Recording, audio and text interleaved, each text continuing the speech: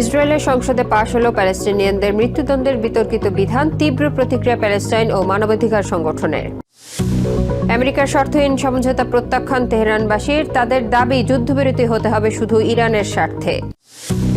লেবাননের দক্ষিণে গাজা মডেল তৈরির ঘোষণা ইসরায়েলের।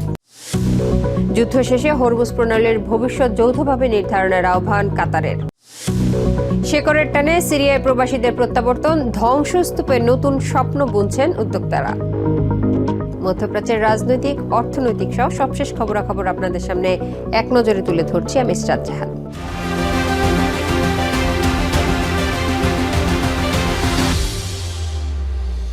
প্যালেস্টিনিয়ানদের জন্য মৃত্যুদণ্ডের বিতর্কিত এক বিধান অনুমোদন করেছে ইসরায়েলি পার্লামেন্ট নেসেট। সোমবার উগ্র ডানপন্থী জোটের সম্মতিতে পাশ হওয়া আইনটিতে সমর্থন জানিয়েছেন দেশটির জাতীয় নিরাপত্তা মন্ত্রী ইতামার বেন গাভির।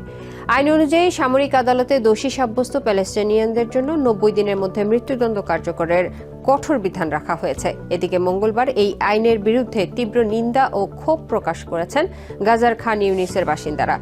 প্যালেস্টাইনের প্রেসিডেন্ট মাহমুদ আব্বাস এই আইনকে আন্তর্জাতিক আইনের চরম লঙ্ঘন বলে নিন্দা জানিয়েছেন। একই সাথে একে প্রাতিষ্ঠানিক বর্ণবাদ আখ্যা দিয়ে সুপ্রিম কোর্টের পিটিশন দাখিল করেছেন শীর্ষস্থানীয় মানবাধিকার সংগঠনগুলো। প্যালেস্টিনিয়ানদের জন্য মৃত্যুদণ্ডের বিতর্কিত এক বিধান অনুমোদন করেছে ইসরায়েলি পার্লামেন্ট নেসেট। উগ্র ডানপন্থী জোটের প্রতিশ্রুতিতে সোমবার পাশ হওয়া এই আইনটিতে জাতীয় নিরাপত্তা মন্ত্রী ইতামার বেন গাভিরের জোরালো সমর্থন রয়েছে। এতে সামরিক আদালতে প্রাণঘাতী হামলার দায়ে দোষী সাব্যস্ত প্যালেস্টিনিয়ানদের জন্য 90 দিনের মধ্যে মৃত্যুদণ্ড কার্যকরের কঠোর বিধান রাখা হয়েছে।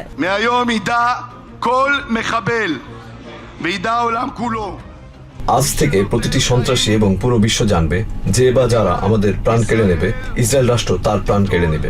এই বিচারের বাস্তবায়ন জরুরি। কাল সকাল থেকে ঈশ্বরের আশীর্বাদে তা কার্যকর করা হবে। একতরফা বিতর্কিত এই আইনের বিরুদ্ধে গাজার খান ইউনিসের বাসিন্দারা তীব্র ক্ষোভ প্রকাশ করেছে। তাদের দাবি, এই আইনটি কেবল প্যালেস্টিনিয়ানদের লক্ষ্য করে তৈরি, যেখানে একই অপরাধে ইহুদি নাগরিকদের ক্ষেত্রে এই সাজা প্রযোজ্য হবে না। কারাগারে আমাদের স্বজনদের আটকে রাখাটাই ছিল চরম অন্যায়, আর এখন তাদের মৃত্যুদণ্ড দেওয়ার পরিকল্পনা ভয়াবহ এক বিপর্যয়। আমাদের সন্তানদের ফাঁসিতে ঝোলানোর এই সিদ্ধান্ত কেবল অবিচারী নয়, বরং এক চরম নিষ্ঠুরতা ও জুলুম।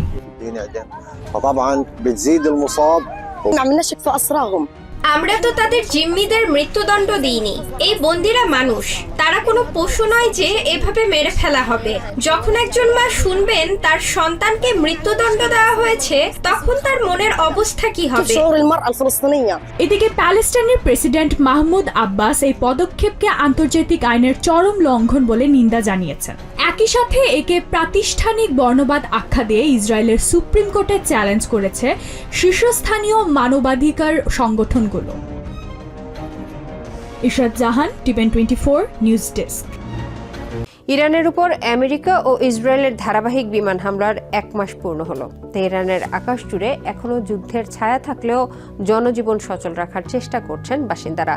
তবে ওয়াশিংটনের সাথে কোনো যুদ্ধবিরতি নয়, বরং পাল্টা আঘাতের দাবিতে অনড় তেহরানের সাধারণ মানুষ। তাদের মতে যে কোনো সমঝোতা হতে হবে কেবল ইরানের স্বার্থ রক্ষা করে। ইরানের উপর ইউএস ইসরায়েলের যৌথ হামলায় ক্ষয়ক্ষতির পরিমাণ কম না হলেও সাধারণ মানুষের জীবন জীবিকা স্বাভাবিক রাখার প্রাণান্ত চেষ্টা অব্যাহত রয়েছে। তেহরানের রাজপথে ট্রাফিক স্বাভাবিক থাকলেও মোড়ে মোড়ে শোভা পাওয়া ব্যানারগুলো মনে করিয়ে দিচ্ছে গত কয়েক সপ্তাহের ক্ষত। প্রয়াত সর্বোচ্চ নেতা আয়াতুল্লাহ আলী খামেনির ছবির নিচে লেখা, আমরা ইয়াজিদের কাছে মাথা নত করি না। শোক আর ক্ষোভের এই মিশে থাকা অনুভূতি এখন তেহরানের সাধারণ মানুষের বিক্ষোভের ভাষা। যুদ্ধ মানেই ধ্বংস, কিন্তু কিসের বিনিময়ে এই যুদ্ধবিরতি? ট্রাম্প বছরের পর বছর আমাদের উপর চড়াও হয়েছেন। আমাদের বিজ্ঞানী ফখরি জাদেহ থেকে শুরু করে শিশুদের পর্যন্ত হত্যা করেছেন। এখন যদি যুদ্ধবিরতি হয়, তবে তা হতে হবে আমাদের শর্তে এবং আমাদের স্বার্থে। 1 মাসের টানা সংঘাতে ব্যাপকভাবে ক্ষয়ক্ষতি হয়েছে ইরানের জ্বালানি ও বিদ্যুৎ অবকাঠামোর। সংস্কারের কাজ কঠিন হলেও দমে যাওয়ার পাত্র নয় ইরানিরা। এমনকি দেশের ভেতরে নানা মতপার্থক্য থাকলেও বহিঃশত্রুকে মোকাবিলায় এখনো সবাই একজোট। তাদের দাবি, ওয়াশিংটন যে ভাষায় আঘাত করেছে তার উত্তর দিতে হবে ঠিক সেভাবেই। আমাদের নিজেদের মধ্যে অনেক মতভেদ থাকতে পারে, কিন্তু আমরা এটা সমাধান করতে পারি। যেহেতু আমেরিকা আমাদের উপর হামলা করেছে, তাই আমাদেরও পাল্টা আঘাত করতেই হবে। এমনকি 80 মিলিয়নের জনগণের মধ্যে 40 মিলিয়ন শহীদ হলেও এই লড়াইয়ের একটা চূড়ান্ত ফয়সালা হওয়া দরকার। এক মাসের রক্তক্ষয়ী সংঘাত আর অনিশ্চয়তার মাঝেও তেহরানের সুর এখন আগের চেয়েও কঠোর। ওয়াশিংটনের সাথে কোনো সহজ সমঝোতা নয়, বরং নিজেদের অস্তিত্ব আর মর্যাদার প্রশ্নে ইরানের সাধারণ মানুষের অবস্থানও তাদের সরকারের মতোই অনড়। Tasnim Tazin, TVN 24 news desk. হিজবুল্লাহর ছোড়া রকেট হামলায় ব্যাপকভাবে ক্ষতিগ্রস্ত হয়েছে নর্থ ইসরায়েলের আভিভিম শহর। এর পাল্টা জবাবে সীমান্তে ভারী ট্যাঙ্ক মোতায়েন ও হেলিকপ্টার থেকে গোলাবর্ষণ করছে আইডিএফ। এছাড়া গত 3 দিনের সংঘাতের মাঝে পড়ে 3 জন জাতিসংঘ শান্তিরক্ষী নিহত হওয়ার খবর নিশ্চিত করেছে ইউনিফিল। এই পরিস্থিতি পর্যালোচনায় মঙ্গলবার উচ্চ পর্যায়ের নিরাপত্তা বৈঠক শেষে ইসরায়েলি প্রতিরক্ষা মন্ত্রী ইসরায়েল কাটজ ঘোষণা দেন, দক্ষিণ লেবাননের সীমান্তবর্তী গ্রামগুলোর ঘরবাড়ি গুড়িয়ে গাজা মডেল অনুসরণ করা হবে। নর্থ ইসরায়েলের আভিম শহরে মঙ্গলবার সকাল থেকে চালানো হিজবুল্লাহর ব্যাপক হামলায় লণ্ডভণ্ড হয়ে গেছে বাড়িঘর সহ রাস্তাঘাট। সীমান্তবর্তী এই জনপদে লাগাতার রকেট হামলায় ক্ষোভ প্রকাশ করেছেন স্থানীয়রা। তাদের দাবি, এভাবে নিরাপত্তাহীনতার মধ্যে জীবন কাটানো অসম্ভব হয়ে পড়ছে। হামলার জবাবে সীমান্তে ট্যাঙ্ক মোতায়েন ও হেলিকপ্টার থেকে গোলাবর্ষণ করছে ইসরায়েলি বাহিনী। তবে এই সংঘাতের মাঝে পড়ে দক্ষিণ লেবাননে গেল 2 দিনে 3 জন ইন্দোনেশিয়ান শান্তিরক্ষী নিহতের খবর নিশ্চিত করেছে লেবাননের জাতিসংঘ অন্তর্বর্তী শান্তিরক্ষা বাহিনী ইউনিফিল। সংস্থাটির মুখপাত্র কান্ডিস আইডিএল জানান, ইতোমধ্যে এই ঘটনাগুলোর তদন্ত শুরু হয়েছে। রবিবার আলকোসাইর গ্রামে গোলার আঘাতে এক শান্তিরক্ষী মারা যান এবং একজন গুরুতর আহত হন।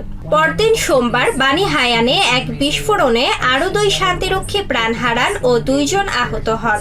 এই ঘটনার কারণ অনুসন্ধানে ইউনিফিল ইতিমধ্যে 2টি পৃথক তদন্ত শুরু করেছে। আন্তর্জাতিক আইন অনুযায়ী শান্তিরক্ষীদের নিরাপত্তা নিশ্চিত করা এবং তাদের ক্ষতি এড়ানো সব পক্ষের আইনি বাধ্যবাধকতা, এটি মনে রাখতে হবে। এদিকে মঙ্গলবার উচ্চ পর্যায়ের নিরাপত্তা পর্যালোচনা বৈঠক শেষে সীমান্তবর্তী লিটানি নদীর তীরে বাফার জোন তৈরির ফের ঘোষণা দেন ইসরায়েলের প্রতিরক্ষা মন্ত্রী ইসরায়েল কাটজ। তিনি হুঁশিয়ারি দিয়ে বলেন, নর্থ ইসরায়েলের নিরাপত্তা নিশ্চিত না হওয়া পর্যন্ত বাস্তুচ্যুত 600,000 লেবানিজ নাগরিককে ফিরতে দেওয়া হবে না। একই সঙ্গে সিরিয়া ও গাজার মতো শত্রুর ভূখণ্ডে অবস্থান নিয়েই আইডিএফ সীমান্ত রক্ষা করবে বলে হুঁশিয়ারি দেন কাটজ। নর্থ ইসরায়েলের নিরাপত্তা নিশ্চিতে লেবাননে আইডিএফ এর অভিযান অব্যাহত রয়েছে। অভিযান শেষে লিটানি নদী পর্যন্ত একটি স্থায়ী নিরাপত্তা অঞ্চল তৈরি করবে ইসরায়েল। সেখানে হিজবুল্লাহর রাদওয়ান ফোর্সেসকে নির্মূল এবং সব অস্ত্র ধ্বংস করা হবে। এছাড়া গাজার রাফা ও বেইত হানুন মডেল অনুসরণ করে সীমান্তবর্তী গ্রামগুলোর সমস্ত ঘরবাড়ি গুড়িয়ে দেওয়া হবে। নিরাপত্তা নিশ্চিতের নামে এই পরিকল্পনা লেবানন সীমান্তের সংঘাতে নতুন এক সমীকরণ তৈরি করছে। এখন দেখার বিষয়, আন্তর্জাতিক মহলের উদ্বেগ ছাপিয়ে এই ধ্বংসাত্মক পথে তেল আভিভ কতদূর অগ্রসর হয়। ইশরাত জাহান, TVN 24 নিউজ ডেস্ক। হরমুজ প্রণালী আঞ্চলিক সব দেশের যৌথ সম্পদ, তাই এই প্রণালীর ভবিষ্যৎ কোনো একক পক্ষ নির্ধারণ করতে পারে না। যুদ্ধ শেষে এর ভবিষ্যৎ যৌথভাবে নির্ধারণের আহ্বান জানিয়েছে কাতার।